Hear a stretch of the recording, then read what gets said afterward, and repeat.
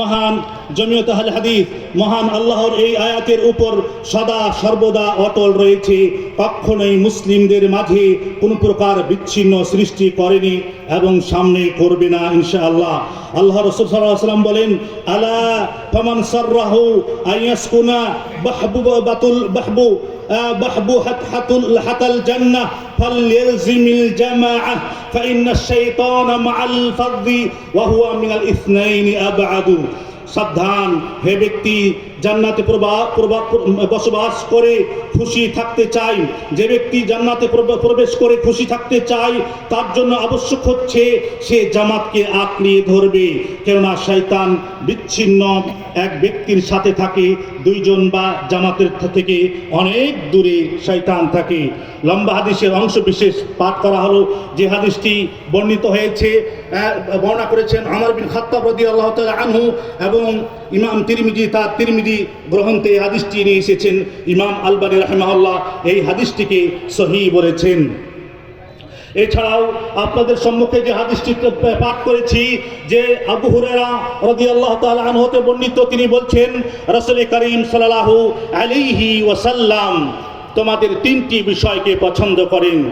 এক, তোমরা একমাত্র আল্লাহ রাব্বুল আলামিনের ইবাদত করবে, ইবাদতের মধ্যে আল্লাহর সাথে কাউকে শরীক স্থাপন করবে না।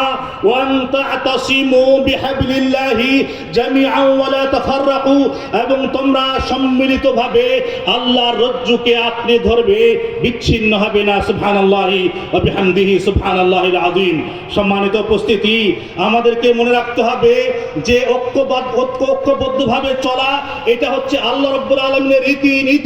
আল্লাহ পাক চান যে তার বান্দারা ঐক্যবদ্ধভাবে আল্লাহর রজ্জু অর্থাৎ মহাগ্রন্থ আল কোরআনকে আঁকড়িয়ে ধরবে। আর মহানবী সাল্লাল্লাহু আলাইহি ওয়াসাল্লামের বাণী হচ্ছে আল্লাহ রাব্বুল আলামিনের কোরআনের ব্যাখ্যা। অতএব সকল মুসলমানদের উচিত হলো সব কিছুকে পরিত্যাগ করে একমাত্র মহাগ্রন্থ আল কোরআনকে ঐক্যবদ্ধভাবে আঁকড়িয়ে ধরবে এবং বিভিন্ন দলে উপদলে বিভক্ত হবে না। মনে রাখতে হবে, যারা দলে উপদলে বিভক্ত হয়ে থাকেন তারা হচ্ছেন ফিয়া সীমা লঙ্ঘনকারী দল। তারা গুনাহ থেকে মুক্ত থাকতে পারবে না, যদিও তারা সহিহ হাদিসের দাওয়াত দেয়, সহিহ মুহাম্মাদি পদ্ধতির দাওয়াত দিয়ে থাকে, তরিকার দাওয়াত দিয়ে থাকে। কিন্তু মনে রাখতে হবে, যারা উপদলে বিভক্ত হয়ে দাবি করে যে আমরা একই আকীদা পোষণ করে থাকি, কিন্তু দলে দলে বিভক্ত হওয়াটাও হচ্ছে সীমা লঙ্ঘনের একটি কারণ। সীমা লঙ্ঘনটা আপনার উপরে স্পট হিসাবে লেগে গেল। কেননা রাসূল করিম সাল্লাল্লাহু আলাইহি ওয়াসাল্লাম আম্মার বিন ইয়াসির রাদিয়াল্লাহু তাআলা আনহুকে বলছেন, ইয়া আম্মার সাতাকতুলুকা ফিয়াতান বাগিয়া, তোমাকে সীমা লঙ্ঘনকারী দল হত্যা করবে।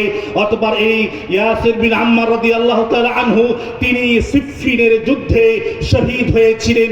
তখন তিনি আলী বিন আবি রাদিয়াল্লাহু তাআলা আনহুর সাথে হয়ে মুয়াবিয়া রাদিয়াল্লাহু তাআলা আনহুর দলের বিরুদ্ধে যুদ্ধে গিয়েছিলেন। তখন তিনি শহীদ হয়েছিলেন। এই শহীদ হওয়ার পরে আবু হুরায়রা রাদিয়াল্লাহু তাআলা আনহু এই যুদ্ধে অংশগ্রহণ করেন নাই। অতঃপর তিনি এই আক্ষেপ পোষণ করেছিলেন, আফসোস আমি কেন আলীর পক্ষ হয়ে এই যুদ্ধে অংশগ্রহণ করলাম না। কেননা আলীউন আলাল হাক্কি, আলী রাদিয়াল্লাহু তাআলা আনহু হকের উপরে ছিলেন। আমি যদি এই যুদ্ধে অংশগ্রহণ করতাম আলীর সাথে হয়ে, তাহলে কতই না সৌভাগ্যবান হতাম। তাহলে কি প্রমাণ করে যে আমরা সহিহ দ্বীনের দাওয়াতের দাবি করলেও আমাদের উপরে কিন্তু এই স্পটটা লেগে থাকবে যদি আমরা দলে উপদলে বিভক্ত হয়ে থাকি। সম্মানিত উপস্থিতি, জমিয়ত কখনোই বিতাড়িত করার সংগঠন নয় কাউকে। এছাড়াও ইমাম আহমদ, ইমাম তিরমিজি, ইমাম ইবনু মাজাহ এই উপরে উল্লেখিত হাদিসটি নিয়ে এসেছেন তাদের গ্রন্থে। জমিয়তে আহলে হাদিস কখনোই বিতাড়িত করার সংগঠন নয়। মুসলিমদেরকে ঐক্যবদ্ধভাবে মহান আল্লাহর দেওয়া একমাত্র সত্য দ্বীনের উপরে পরিচালিত করে থাকে। মহান আল্লাহর ওয়াহদানিয়াহ বা একত্ব তথা তাওহীদের উপর সকলকে দাওয়াত দেয়। কারণ এছাড়া দুনিয়া ও আখিরাতে মুক্তির কোনো পথ নেই। নবী করিম সাল্লাল্লাহু আলাইহি ওয়াসাল্লামের সহিহ সুন্নাহর দিকে দাওয়াত দেই, কারণ সুন্নাহর বিপরীতে বিদআতে কখনো মুক্তি পাওয়া যায় না বা মুক্তি নেই। সম্মানিত শ্রোতা মণ্ডলী, আজকের এই অনুষ্ঠানে প্রধান অতিথি হিসাবে উপস্থিত রয়েছেন বাংলাদেশ জমিয়তে আহলে হাদিসের সম্মানিত সভাপতি উস্তাদ ডক্টর ফজিলাতুল শেখ আব্দুল্লাহ ফারুক হাফিজাহুল্লাহ।